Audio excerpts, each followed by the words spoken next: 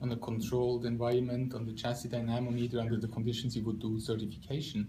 And so these vehicles performed well under these conditions as expected, and were at the emissions limit they were supposed to be.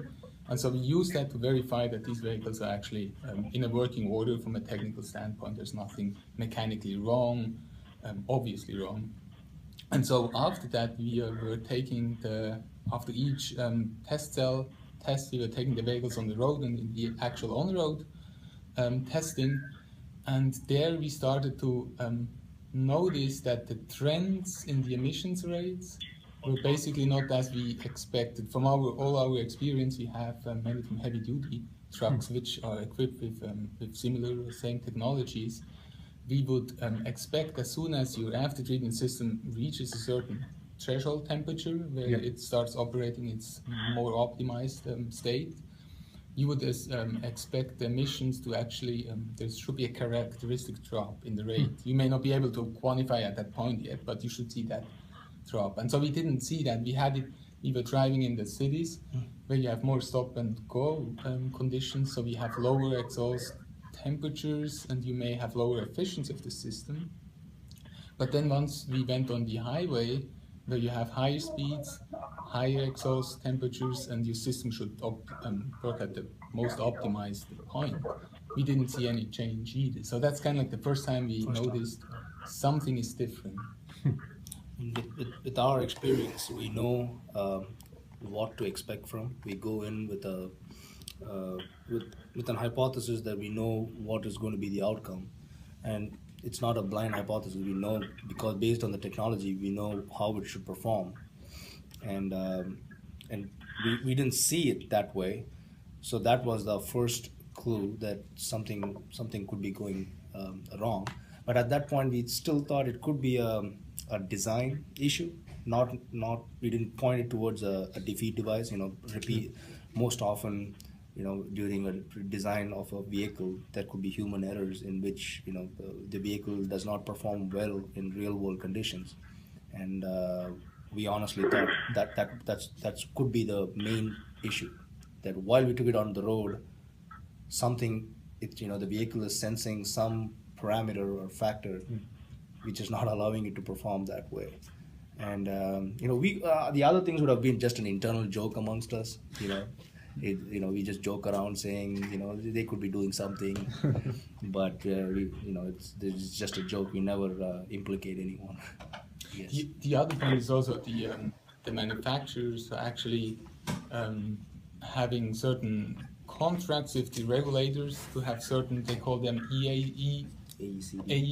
These are certain conditions where the after-treatment system or the entire system may be operating in a different state as it would under different driving conditions. So these are exclusions from emissions compliance, which are handled out between the manufacturer and the regulator, the EPA, and which are not publicly known. So we also weren't exactly sure if there may have been something in that direction. Yeah. But then again, over the entire test of all these different conditions, city and highway, you would at least at one point the system should work. Yes, but how big the discrepancy was? So to add on to that, yes, I mean, Mark and Erwin summarized very well the technical part.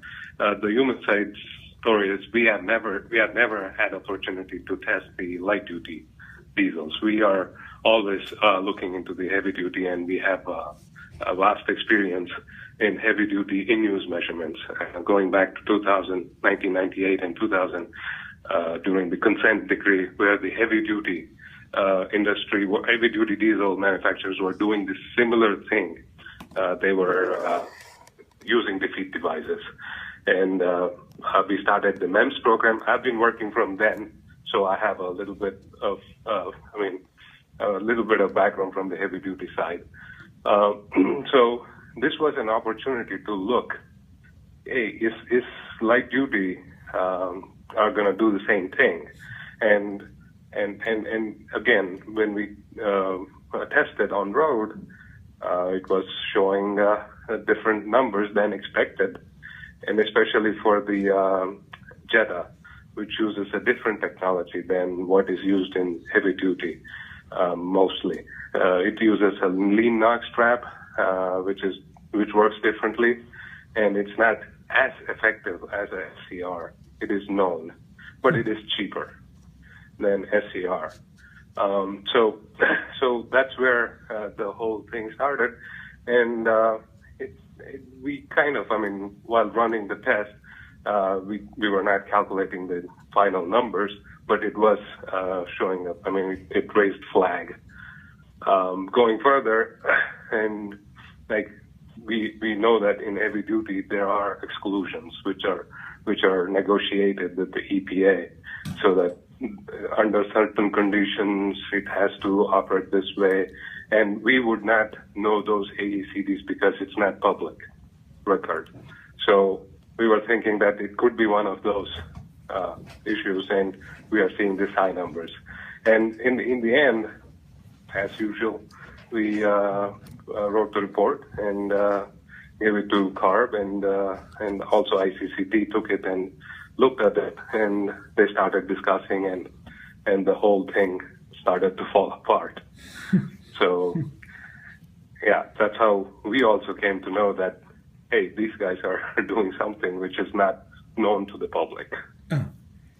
But how comes that you no one thought about checking this light duty before 2013? Since you had done it for the heavy duty in 1998, and why it took so long in a way to think to check also the light duty cars?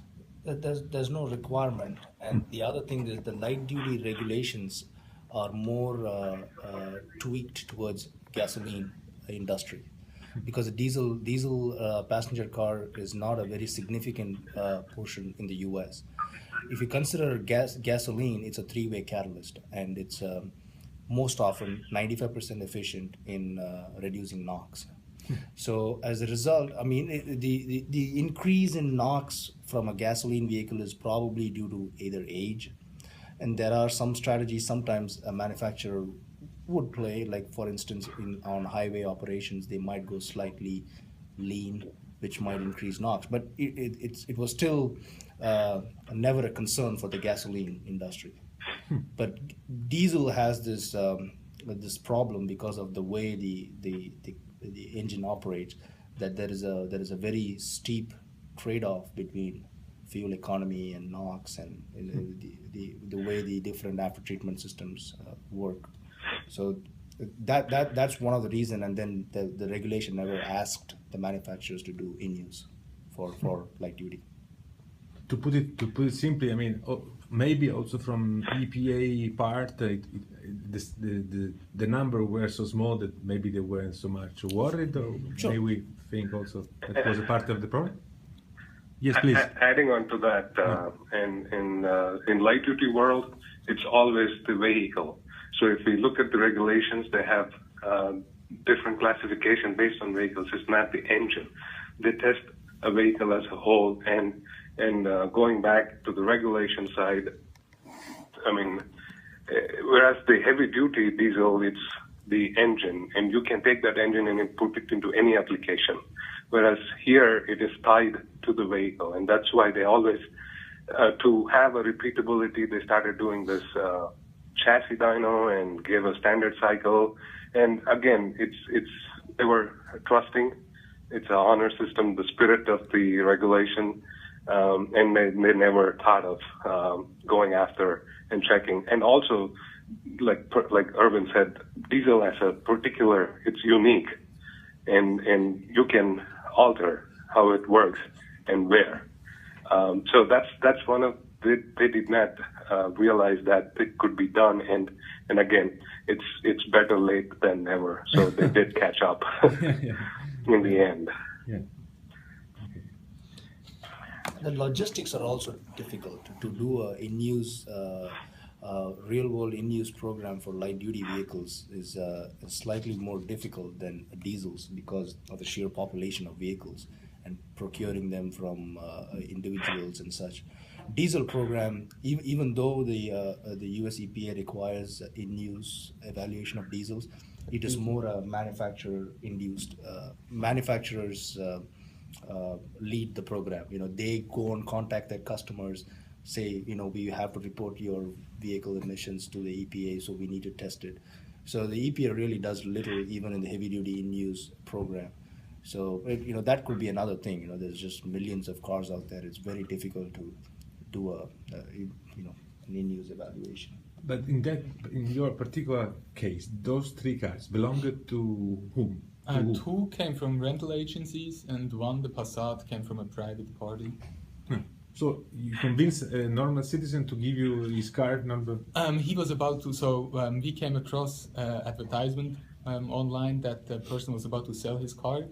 And so we could talk him into actually renting it out to us, and whatever rent we would be paying him would basically help him pay for the depreciation of his car he had. So in the end, he made, I guess, a good deal by doing so. It was. Ok, and how many days? Buongiorno. Salve. Volevo solo salutare il nostro vecchio cliente. Piacere, Riccardo Staglianò. Sono italiano, sto qua lavoro qua. quasi 30 anni. Tanto abbiamo registrato in italiano. Ah sì, mi ha detto bene. Volevo solo salutarvi. Grazie mille. Benvenuto. Quando abbiamo trattenuto? No, fino a oggi pomeriggio, una cosa Oggi pomeriggio. rapida. Sì. If you have plans for lunch, just drop me any. If I'm giving a final, if I can just swing by. Okay? Grazie. Buon viaggio, Grazie. buon lavoro. Sì. Arrivederci. Be easy on them, would you? Yes, I will.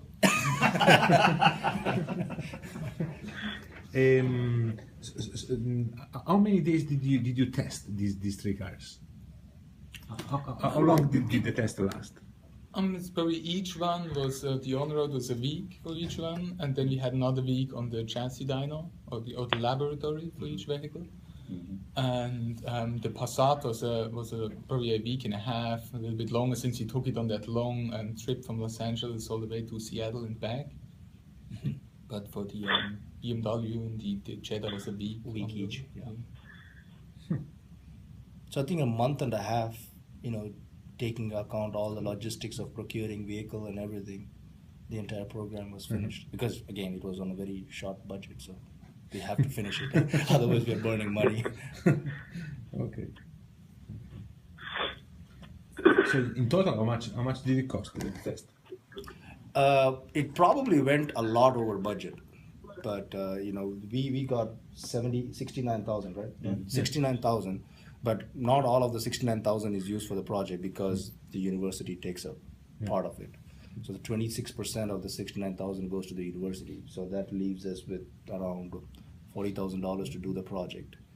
And then, but again, it was an interesting study. So traditionally our research center, we have always, kind of, when we get a big project, we kind of save up money in that project so that we can try to put it into some other interesting project to do work like that. So we kind of pool money from different sources. So I'm not sure what the total budget was, but it was definitely over that number, 69,000. And most of these projects are used to build network and publicize our center.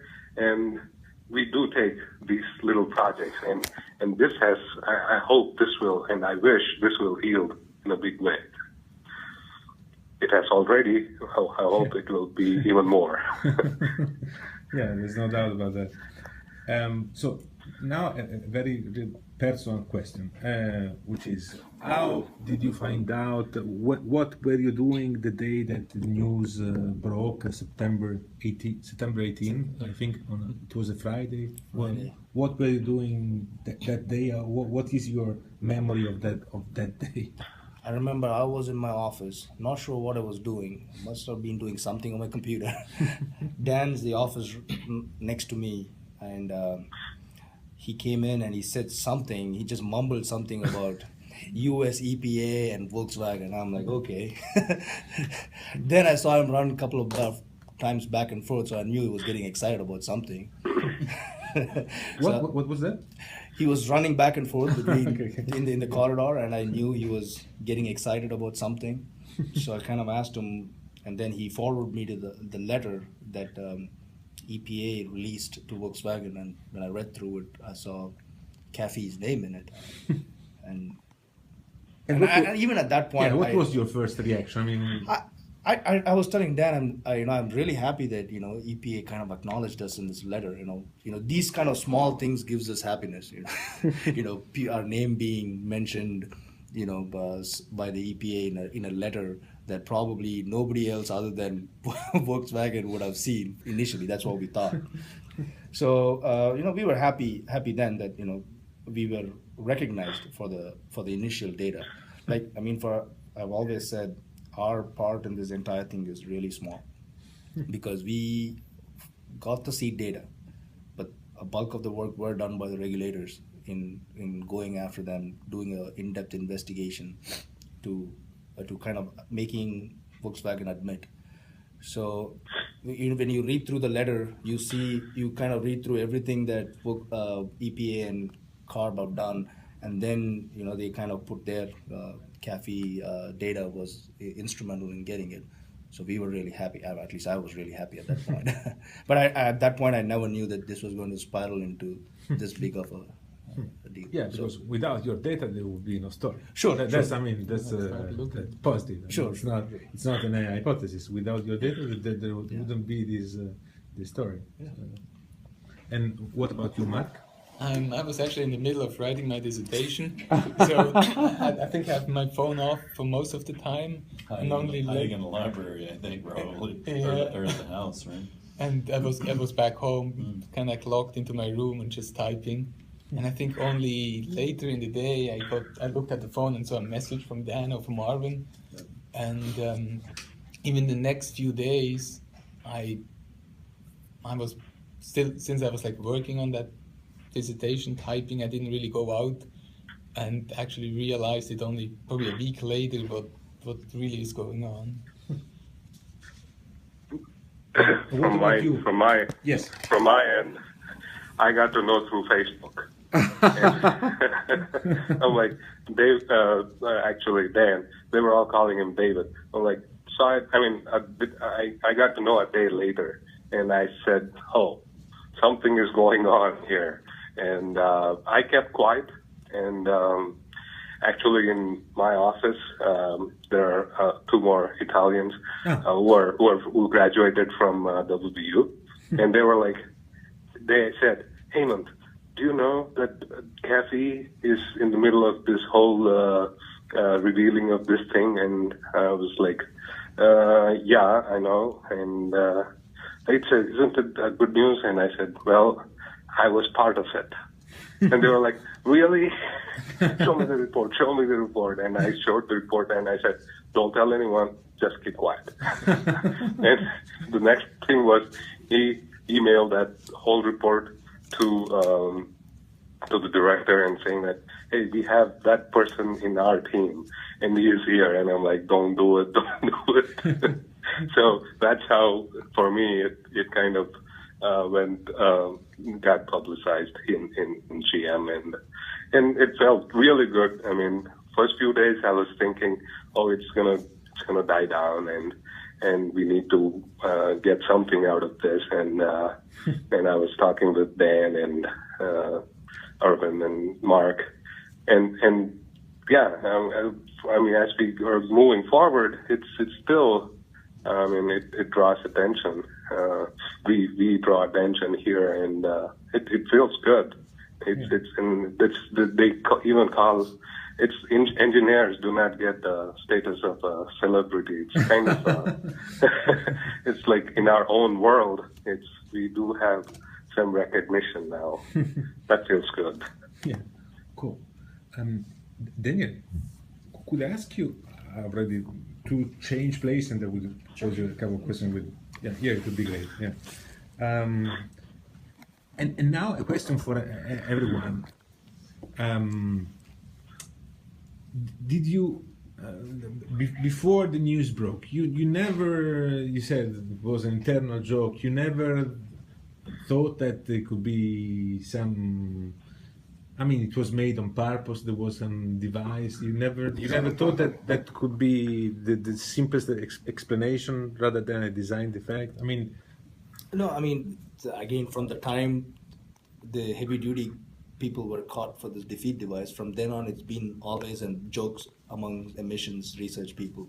Whenever we see high emissions, we'll immediately, start joking around saying, hey, this manufacturer is just, using defeat devices. But most often there's a logical explanation to it. Like, you just look at the data, you'll see temperatures are not proper or anything like that. In this case, like Mark said, everything checked out. Good temperatures, good conditions for low emissions, but still we were not seeing low emissions. So we were just thinking maybe it's a design flaw. That is something that is different. The vehicle experiences something different while it's going on the road. As a result, it's not able to do the NOx reductions that it was. But to be honest, maybe at the back of the mind we had that, but we cannot make those conclusions. So. The thing is, after what Arvin and also Helmut mentioned with the heavy-duty industry in 1998, after they went through all a similar process, you would think nobody ever would go through a similar. You would think manufacturers would learn from previous mistakes and not do the same, at least not on such a scale and such a reputed large company, which can throw like all the great engineers they want, pretty much. And this was even more blatant from the notion that the heavy duty industry didn't have a defeat device, and they were being much more transparent. A lot of them have records of discussions with the EPA. So they were operating according to not all the time. So again, not a defeat device, nor did they ever agree that it was a defeat device. But still, the same outcome of significant fines and changes in the regulatory pathway. And especially for the light duty, it's like explicitly now mentioned in the regulation that you're not supposed to use a defeat device. What about you, Amanda? Yeah. And also, we always get these data and we find something and we write papers and again, we do not have that power to go after. And it's EPA, when it comes to EPA and the manufacturers, they say, yes, we got the data, we will look into it. And then somewhere over the period, it dies. So there are so many such instances. Even the heavy duty, we found that way before the EPA could caught on, and it takes a while for EPA. And we had already moved on. I was writing my dissertation, and I finished my part, and everybody and Mark and Erwin were working on other projects, and it kind of faded away, saying that yes, there are things, and we do not have much power to go after them. All we can do is report it and see what happens. And this kind of feels good that we got recognized, and they took our report and went and did more investigation, and like a normal process. So to answer the question, why did it take so long? And so this is the nature of the beast. It has to go through. It takes time, and the outcome is still good. Yeah, I know that engineers are not particularly fond of speculation, and you move only after data and so on and so forth. But there's a question that I have to pose to everyone, because as every normal citizen, because Mark just said we didn't expect after 1998 that they would do it again in a way, and also Dan added this time was more blatant because. So, according to you, as normal citizen, but with more knowledge than an average citizen, why did they do it? Why could they think that they could go away with it in a way? Did you have any personal speculation? We are talking about speculation. We are not in the mind of the engineers. But. Usually, the popular belief is fuel economy, because that's the one thing that that's a selling point of a vehicle, right? Fuel economy. So whenever we come across a situation like this, the first thing that we will think about is, they did it for fuel economy gains. But when you look at diesel engine technology, like the clean diesel, the modern diesels, they are significantly expensive in terms of the entire engine itself, because the number of components that you need to clean up the exhaust is a lot compared to gasoline. So there is a cost issue that is at play over here. So for example, if you want to reduce $100 in a catalyst, you can reduce the amount of catalyst material in $100 to gain $100 to make that catalyst. And that will result in a bad performance on the road. But you could use a defeat device to make it work for a brief period of time on a certification cell, because a certification test is a finite 20-minute test. So, there are things like that. There's again durability of the engine. Yeah, go ahead, Hemant. Adding on to that, that's actual. How the margins do matter when they're manufacturing cars. I've worked both in heavy duty and I'm right now in light duty. Margin does matter, and they cut costs somewhere to get better margin. And also, I was talking to our compliance director. The culture, U.S. they have done the same mistakes. They're not immune to that. They have done and they have learned that it is the spirit of the regulation, not the word on the code.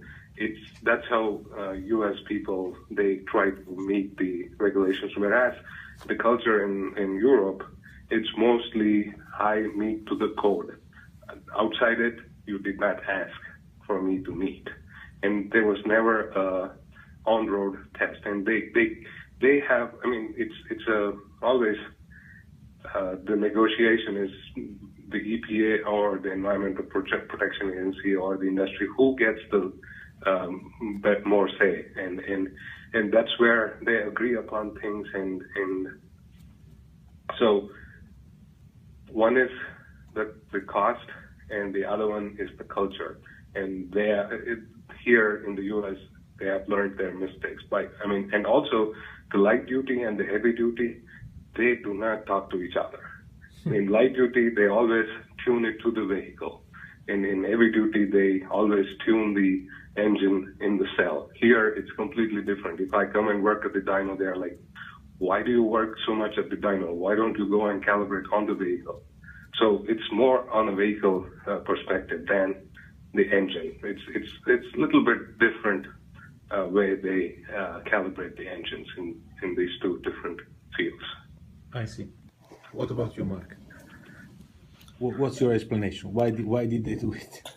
Well, I guess that like Arvind mentioned, the cost is certainly the driving factor, and especially if you look here in the recent years where the GDI technology, so the gasoline direct injection technology, which is a technology that allows to reach similar or close to efficiencies of the diesel engine.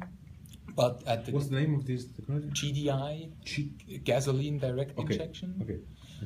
So you start reaching engine efficiencies and fuel economy values similar to diesel engines, but at a lower cost, because you don't need any after-treatment technology or systems such as the diesel. With a three-way catalyst, you can pretty much reach the current limits. So you suddenly have to compete against such technologies, and so you're gonna have to bring a diesel on the market that is cheap enough to compete with them. And so where does the money come from to pay for your after-treatment system and warranty claim? That's another thing, warranty, yeah. What's that, warranty claim? These engines or these vehicles are certified for very, very low emissions, but this also puts a severe strain on the components of the engine. So when clean diesel engines are working against multiple design constraints. So if sometimes a manufacturer in its design process might have said, they are always working towards deadlines, right? 2015 they have to release this vehicle. 2014 they have to release this vehicle. So they are always backed up against these constraints. They are like, okay, at this point, we cannot solve these issues. So one, we have to get the certification done. Let's get the certification done, but if the same thing has to work on the road, the customer is going to see repeated failures. So, even to avoid that, because that now you're going to customer satisfaction. So these are all the speculation. So you want to prevent, because you're going to lose your market if the customer is unsatisfied because he's got to take this car every 2 weeks into the dealership to get it fixed. So even to prevent those. And specifically on the SCR system, which was on the Passat, that needs an additional fluid to be filled up and added on. Yeah. And so customers would have to fill up that fluid suddenly more often. Yes. And the idea of the light duty industry is that the customer actually doesn't have to deal with these fluids. They will be refilled whenever you bring it to service. But if you want to reach these low emissions, you either have to have a bigger tank or you end up refilling more often. In the end, Mark kind of summarized it perfectly, I guess. In the end, it's diesel industry trying to compete against a well-established gasoline industry. Pretty much, that's it. Yeah, exactly. In US, it's difficult because the regulations are tough for the diesel, and there are so many gasoline which does the job. And nowadays, even the gas price is so cheap, I guess diesel is working against the whole trend. Dan, you already told me, but I would ask you to repeat it. According to you, what's your speculation? Why did they do it, and why did they thought they could get away with it? I mean, again, it's only speculation as they've been talking. I mean, until we see what the solution is, I mean, the proposed solution, and how that solution works. I mean, I don't think we can do anything more than the rest of the world and conjecture as to what the reason might be. I mean, we know there's cost implications. We know there's warranty implications, which tie to cost. We know there's customer acceptance. We know that there's durability. So all those factors are at play. It's no secret that the U.S. market has always been resistant, or at least not highly acceptant of diesel introduction. Some of that was, there was some introduction many years ago that wasn't well accepted. And our market changes, or the habits haven't seemed to change a lot from that.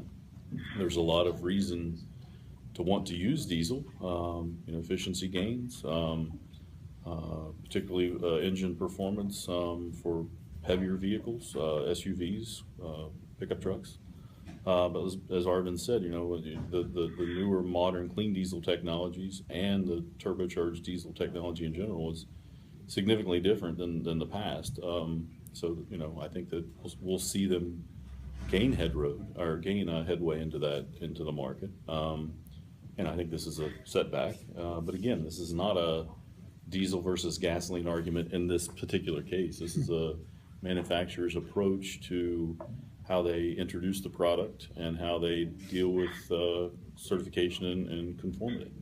I think the good example is that since we tested a third vehicle, the BMW X5, which was equipped with the same technology as the Volkswagen Passat, and this vehicle performed very well on the road and as expected. So that kind of shows that the technology, the after-treatment system, and the technology level we are right now is actually capable of reducing the emissions to the level we are supposed to.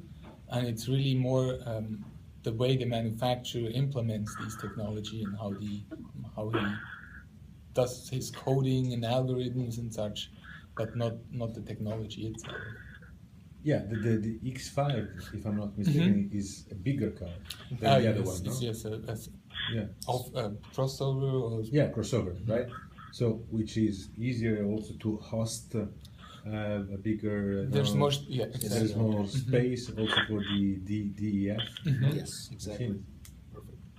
But still, I mean, I have to be completely honest with you, because I have a total ignorance of this automotive industry, of course, and so that's probably why. But it still boggles my mind how is a company with the reputation of Volkswagen, the second car maker in the world, on top of that, Germans, meaning people known Yeah. for being serious people and so on and so forth, they could think to go away with something like this. I mean, it's a mystery.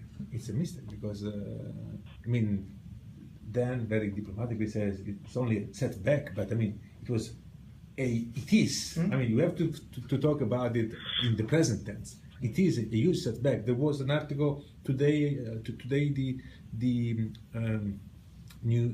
president of Volkswagen said we are working on that. Engineers in the US are working night and day to fix this problem. It's complicated. I don't know. They have to rethink the whole engine. I don't know. I mean, the idea they have. I mean, he said something like, "We are not going to. He's not going to bury us, but still, we are very tense." So it's a mistake that could cause the end of Volkswagen or something similar to. It's a huge. I mean, it's still a mystery. Why? Sure. I guess it has to be a technical challenge to actually achieve a system that works too, because if you think since 2009, so they had that issue, you may not be able to meet the deadline at the beginning, but all these years you probably would have like worked towards a solution, and if you're not able to come up with a solution over so many years, then it's probably also going to take a while to come up with a solution now. So it means it's a challenge to. And what I was surprised was that it did not just. I mean, the defeat device part of it was not just limited to U.S. vehicles. You know, it moved on to Europe, and it's a far more higher population, 11 million cars in Europe. Yeah. And recently, India has found out that some of their cars were also affected. So it's not something that they chose. We're going to do this only in U.S. because it's one of the most stringent regulation, and we cannot pass it. If you look at Europe, that is one level lower in terms of what they got to satisfy, and they apparently use the same approach there.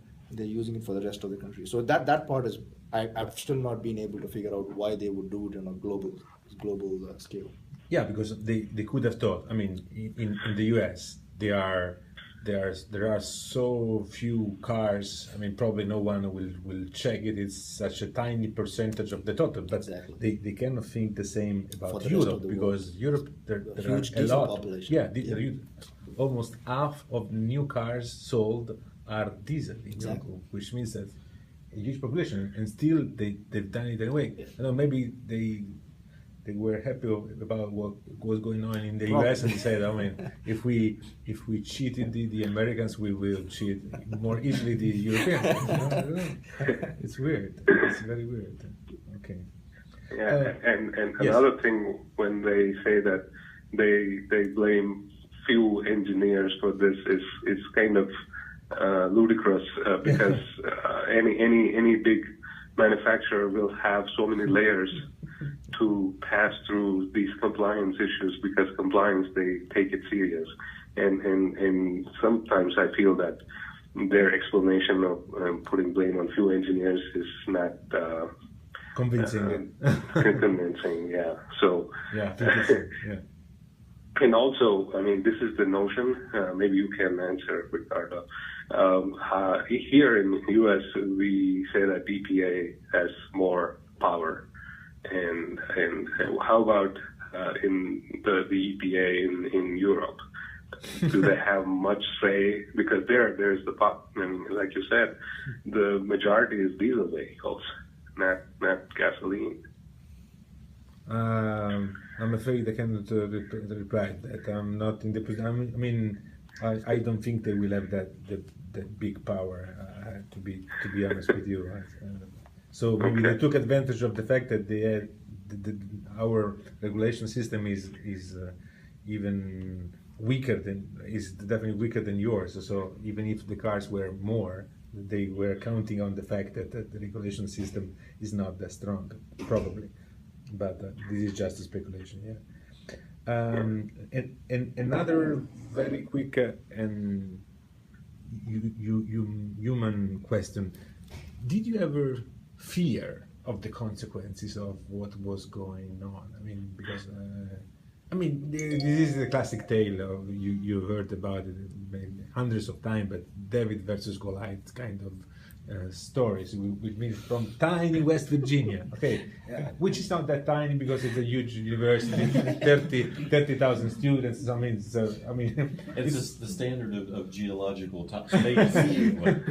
We read all these articles and they'll be talking about some distant land. I'll be like, which is roughly the size of West Virginia. And we were always discussing, does that really clarify it for people? It's actually two things. Actually, it's either West Virginia or Switzerland. Or Switzerland, yes. It's two of these places used as. But West Virginia is like double the size. We have like an accounting system of when Switzerland's mentioned and when West Virginia is mentioned. Anyway, I mean, for this remote location of West Virginia, I mean, you manage. I mean, not directly, not on purpose, but still, the end result was that you almost killed Volkswagen in a way. So, did you ever feel the tension or fear of the consequences of what you were doing? No, absolutely not. Because I mean, we just did a study and we reported it. And when Mark wrote the report, he wrote it in a very neutral tone, and we just moved on. We just moved on to other stuff. So really nothing. Never crossed your mind that you could have been mistaken? Because I mean, if I find that the New York Times has made a mistake in an article, before questioning that, I double check it, triple check it, and then I keep checking it, because I mean, I would question myself before the New York Times. Well, we certainly did when we did the testing. We were questioning, when we saw these results, we were questioning our instrument, but we were retesting and re-verifying our instruments to make sure what we are actually measuring is really what is the true value. And so once we were satisfied with our conclusion that we were actually measuring what we are seeing, from then on I don't think there was ever a feeling of anything doing wrong or so, because we were doing a research study. We reported it in such a way as a research finding. There was never, at that point, there was never any like finger pointing on why it would be. We basically reported data which we measured and which we made sure with internal checks and everything that we report the right data, making sure that's the only thing we could do. But other than that, I don't think there was ever a time and I would have thought, okay, there's something wrong we are doing as such. You never lost your sleep about this. I mean, no, actually not. Nightmares or stuff. I might have done something that it was wrong. No. Okay. What about you, Ayman? Yeah, there was no such feelings, because when Volkswagen they came out and said we did it, so it put everything to rest. They're accepting it, so they're not going to come and attack us. So in that way, I felt we did our job, and there's nothing to hide or go away from it. So yeah, so no threat feeling or anything. Okay. I would just again, my concern all along has been, can we stay objective in the public eye? Can we remain objective in the eyes of future prospective sponsors, right? We want to remain friends with industry. We want to remain friends with regulatory agencies, air inventories, wherever. I mean, we're just the people doing the research. I think that's also the important point is that you always pointed out, it's whatever data we gathered wasn't because the diesel is bad or the diesel technology is bad. It's because one manufacturer in the end chose to do it, take a different approach. But it wasn't that we would point out, okay, there's a problem with diesels. Okay, and then the last question to each of you: what has changed in your life after this? Practical changes. A lot of recognition. So I think it's good for each one of our career. And then it's been great for our research center as a whole, because You know, we have proposed a lot of things over the years to funding agencies, and maybe they just viewed us as one among 50 proposals earlier. I'm pretty sure now when they see the same three guys proposing a proposal in the future, it's not probably going to be, I'm pretty sure it's not going to be one among 50, you know, it'll probably treat it as separate. I mean, you know, these guys probably can do the work and come up with good ideas. So I think in that way, you know, that it's actually really positive that, you know, it panned out this way. And you know, the university has is recognizing. I mean, Dan has been here for 20 years in this research group, and he's probably not seen much participation in from the university towards our research center because we have always been self-sustaining. Now, you know, with this event, you see all this, you know, the university being proactive in trying to help us out, make us grow further. So, you know, everything is positive. It's good. Okay. Did you receive any new job offer from somewhere No, else? I'm still continuing my own job. I'm waiting on that. Okay. What about you? I guess I can follow Arvin in his comments. I mean, the main thing, a good thing that came out is the recognition of the work we do in a broader audience. I mean, we went to conferences which were specific on emissions, on engines. There we were known, but not on a broad audience, which we are known now. And I think that's good, like Arvin said, for future submissions of proposals or other parties that now come to us and want to actually do work with us and want to test certain technologies they have with us just because we got that recognition. So I think that's the real good thing that came out, having that recognition, having other people seeing the good work and the research we are doing. And even for future students who graduate from here, if they can put on their resume that they worked for this group or with this group, that certainly helps them being recognized when they go for job interviews. We're hoping we get some of the fine money so that we can do some extraordinary research again. In your case, you were awarded with a special prize, most influential people. Second, that was Arvin. Sorry. You didn't mention that. Yeah. No, that was totally, you know, out of the blue. I don't know how they and I picked feel up. sometimes maybe I should have. I mean, this should have been a big news before I got my job. Maybe I would have had it. I mean, I don't know how it would have worked out, but in the end, they recognize me, and whenever they see me, they're like, okay, so you are the one.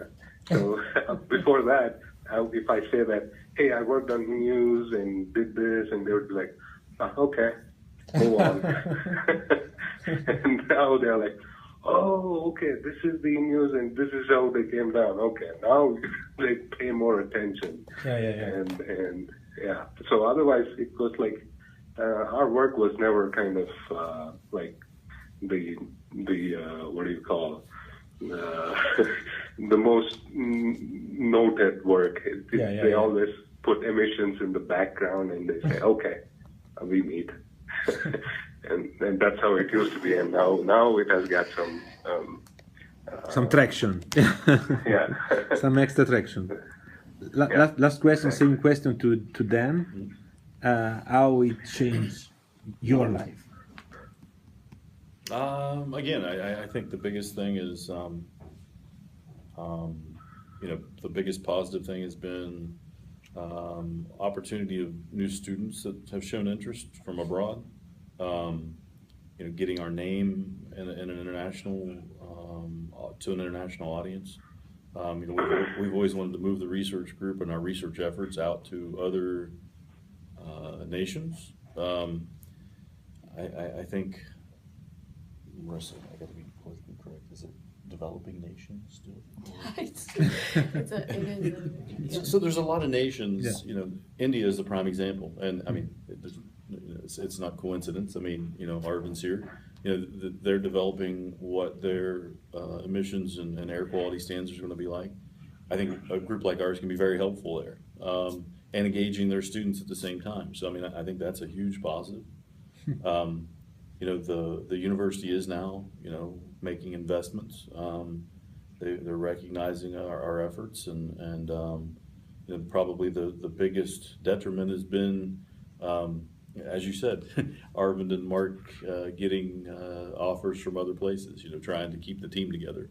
And that's been important. I mean, I think I said, you know, to you last evening that this has always been a team function in everything we do, from the, you know, from the person that's sweeping the floor to the person that's writing the journal, you know, the paper, or getting the new money. I mean, we're all team players. We're all on the same level. So keeping that family together is important.